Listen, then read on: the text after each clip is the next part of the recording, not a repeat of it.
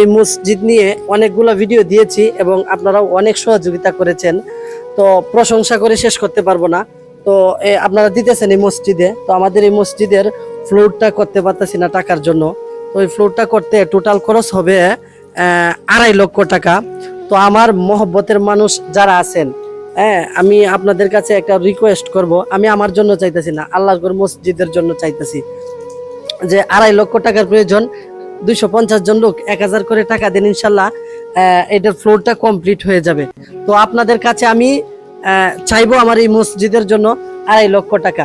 আপনারা একজন একজন করে 1000 টাকা করে দিলে কিন্তু আপনাদের কাছে আমার চাওয়া, আমার এই অল্প সময়ের ভিতরে অনলাইনে আপনারা যে পরিমাণ সাপোর্ট করেছেন, তো এটা আমি প্রশংসা করে শেষ করতে পারবো না। আর আমার যে কাজগুলা, প্রত্যেকটা কাজে আপনাদের টাকা দিয়ে আমি করতেছি, আমার ব্যক্তিগত টাকা দিতেছি হয়তো কম, কিন্তু আপনাদের পুরা টাকা এবং আপনাদের সাপোর্টে কিন্তু আমি এই কাজটা করতে পারতেছি।